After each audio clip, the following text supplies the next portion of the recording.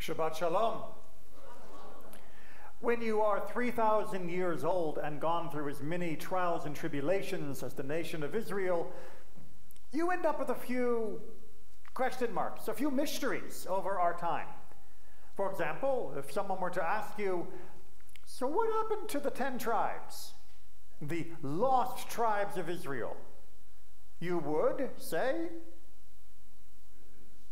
they've been dispersed, right? Unfortunately, many people will make television documentaries and all sorts of other fallacious claims about the location of the 10 tribes. Unfortunately, it is very clear from the text that actually there's no question mark on this at all. The 10 tribes were taken by the Assyrians and they were dispersed throughout their empire, scattered to the four winds across the Middle East, across the central steppes of Asia, and perhaps even further by this point, and they no longer remain as tribes. They are genetic individuals descended from them, and of course, one day we hope they, as well as all, will return to the people of Israel, but we're going to have to wait for that to happen on a case-by-case basis or until Mashiach shows up. Question mark solved. The Aron HaKodesh, the Ark of the Covenant, the beautiful Ark that is described so vividly and so repeatedly throughout these chapters of the Torah, where is it? I'll give you a hint, it's not in a government warehouse. Perhaps the Ethiopians are right when they claim they have it, very unlikely.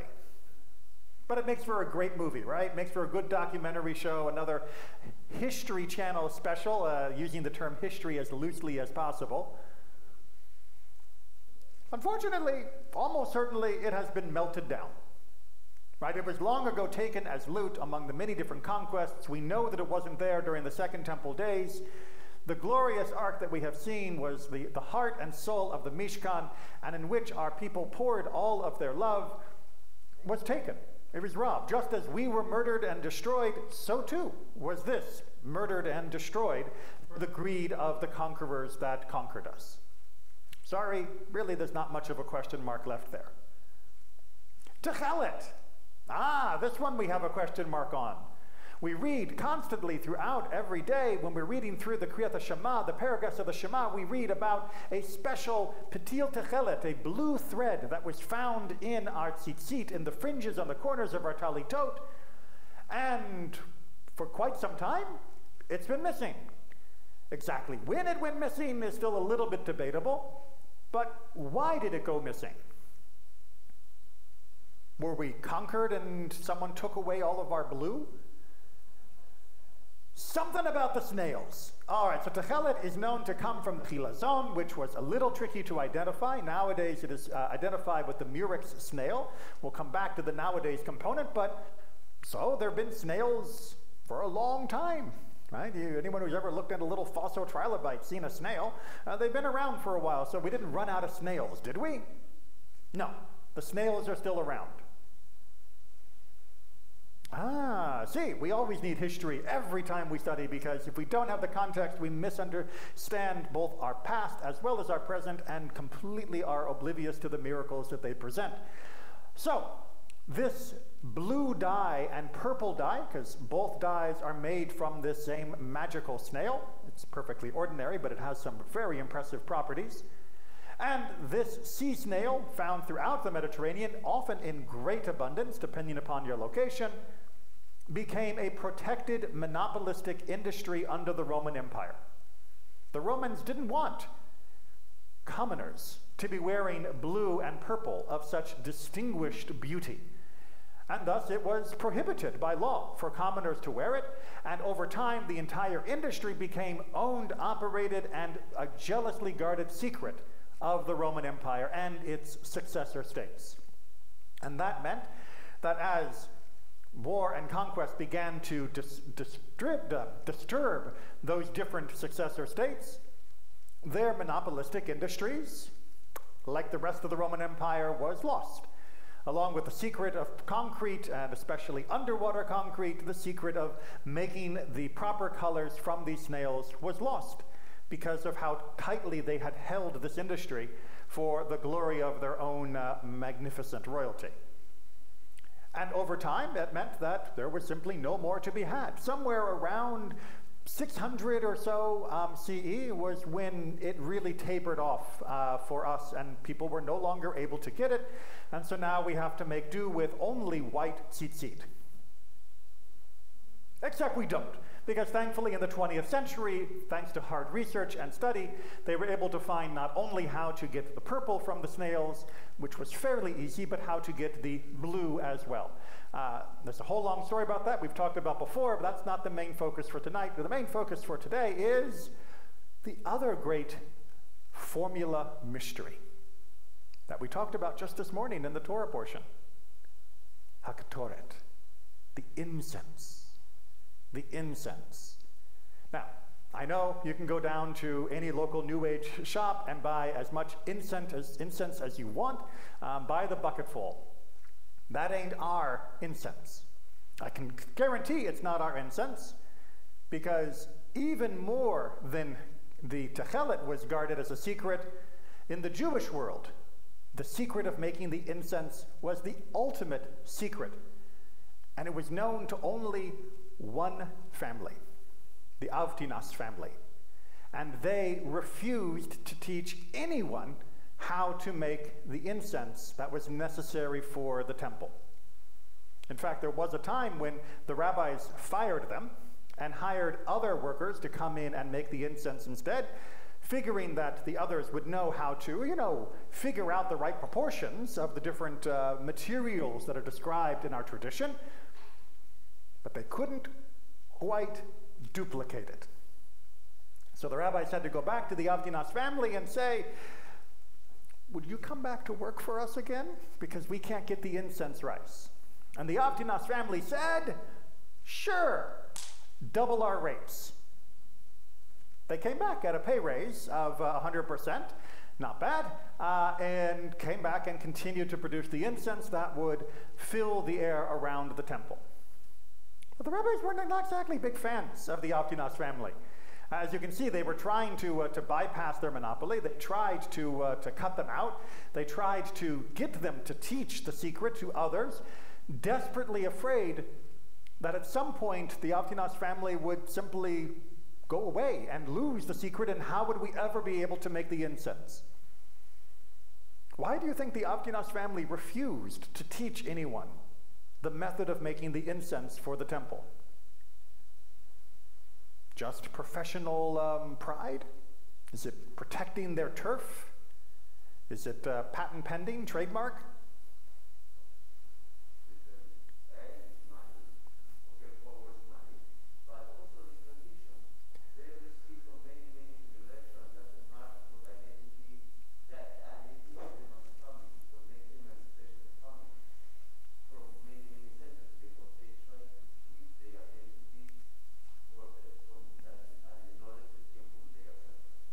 Their identity comes from the heritage of this recipe.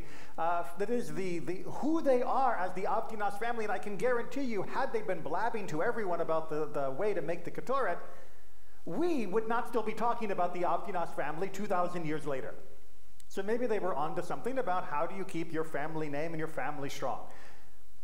I will point out they are no longer around with us, which is a little bit of a problem.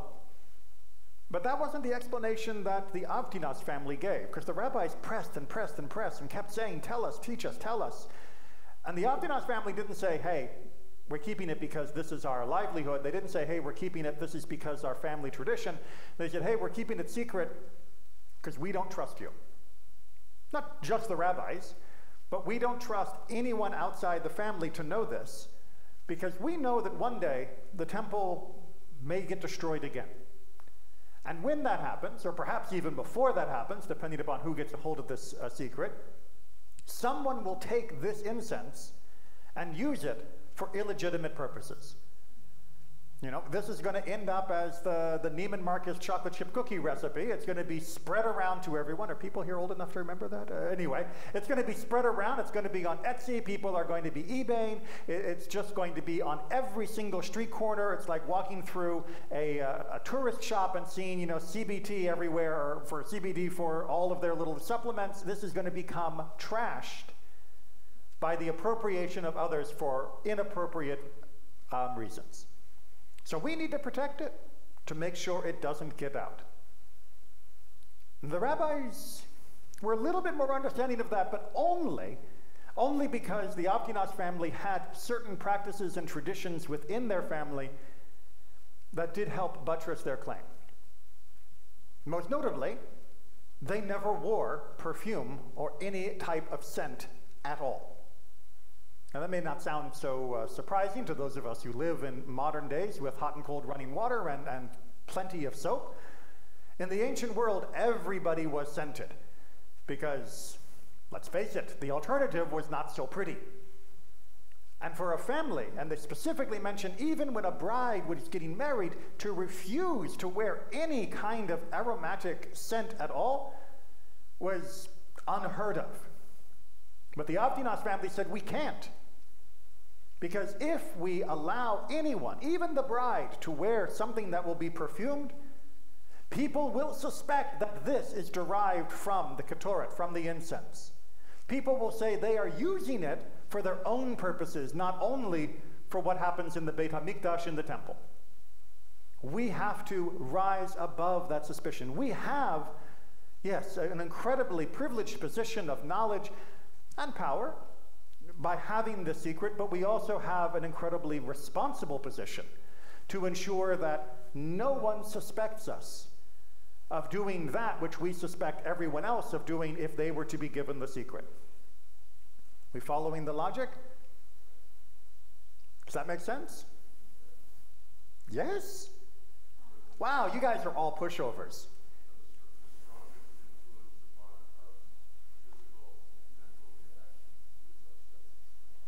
Our sense of smell is incredibly powerful, and therefore the whole family has to allow themselves to be drenched in the stink of the world, of the ancient world, pre-bath, pre-sewer, pre-anything, just because somebody might suspect them? I mean, honestly, these poor people, all of their families couldn't even enjoy the wedding with having any break from all of the horrific smells of the ancient world. And trust me, that would be the first thing you would notice if you time traveled back, would be the wall of smells, unpleasant smells when you walked in. You think going to a petting zoo is bad. You got no idea. This whole family had to suffer because of the suspicions of other people in the community. Are we really going to govern our life just because someone else might think that maybe you were doing something you weren't supposed to? Are we really supposed to build a wall? I mean, are we not free? Are we not independent? Are we not able to say, who cares what they say? You know, in the words of, was it Taylor Swift, haters gonna hate, I'm just going to ignore them. Well, actually, Judaism says no. The Avdinas family was right, and all the people that pretend or think that they can act without having to worry about how it looks, they're wrong. I'm very sorry. I'm very sorry to tell 21st century Americans that that's not the ideal. Yes, I know that is what gets put on TikTok and Instagram and Twitter and all of that stuff. Everybody wants to say, I'm doing my own thing and who cares what anyone else thinks? Well, you should. Because if what you are doing is easily misunderstood, easily mistaken as being something that is wrong, then you should think a little before you actually do it. And it is your responsibility how other people will take it. You are responsible for the perception that you create in the minds of others. Doesn't mean that we can track down every possible misunderstanding. It doesn't mean that we can have to guard ourselves completely over every idiocy that may be out there, and there is plenty. But it means we do actually have to take that into consideration. We do actually have to think about how will this be perceived and whether there are things we can do to adjust, to change, to limit the amount of misperception, missuspicion that might be put into place. Because those attitudes, those problems, when they are prevented, if we are able to get rid of that suspicion, if we are able to reduce those types of feelings, it is a benefit not only to the person to no longer be under suspicion, but it is a benefit to the entire community to remove them as being part of the normal conversation, where people say, well, I bet they're blah, blah. You know they're probably blah, blah. Doing as much as you can to make it harder and harder for people to mutter such things behind your back is an important part not only for you, but is an important part for the entire community. Because it is an incredibly corrosive problem that happens in every community if left unchecked. And it's not only checked by saying, don't be so suspicious, but it is also checked by actually doing things to prevent that suspicion in the first place, even if it is unnecessary, even if it is not legally required, even if you are under no obligation by halakha or state law. Take, for example, our congregation. Congregation Temple Israel has the most transparent governance I have ever seen of any synagogue. And that is an incredible achievement. One that I think many of our members take for granted, unfortunately. We have board meetings every month. That's not so unusual. Do you know that you can come to our board meetings even if you're not a board member? You should. Not necessarily come if you don't want to. That's okay. I'm not going to make everybody give up one Monday a month. But if you want to come in and see how the meetings are conducted, that's great. If you don't want to come, you can ask for a copy of the minutes afterwards. Now, you don't get to vote because you weren't elected to the board, but you are absolutely allowed to be there for the conversation and to hear the discussion and understand the deliberation that's going on, so that you're not going, I bet they're just doing things and, self-dealing and it's all probably, blah, blah. No, if you want to know what's going on, come look. It removes that suspicion. If you want to know what our budget is, look at our budget. There are no secret line items. There's no hidden monies that are squirreled away. Everything is open and understood, and everything is available for every member of the congregation to be connected to. And it's not just because we're too lazy to hide things. It's because this helps remove the suspicion, the stigma of hidden groups that are manipulating the affairs of the community. What our community does, the good and the mistakes, are right out there for everyone to see, and are out there for everyone to participate, ask questions about, and engage with. This is a great strength of our community. It's also an invitation, hint, hint, for you to participate through the means of this community. You want to influence what goes on through our congregation? Great. Talk to your board members, serve on a committee, be part of organizations for the different events that we are having. There is no secret. There is no hidden entry into these higher echelons of power. It's all of us, out front, open. The secret of the incense has been lost, and that is a shame. Eventually we will, I'm sure, recover it when the coming of Mashiach happens, when we have all of the other mysteries answered, whether it be the return of those who have been dispersed to the four corners of the world, whether it be a reconstruction of the implements needed for the new Beit HaMikdash, the new temple, as described variantly between Ezekiel as well as the Torah. Eventually those things will be answered. But in the meantime, we don't have so many secrets that need to still be protected. We don't have any hidden agendas that need to be hidden behind walls of privacy and silence. Recognize that the openness of our community is a blessing and an invitation. Come in, join the conversation. There are no secrets among friends. Shabbat Shalom.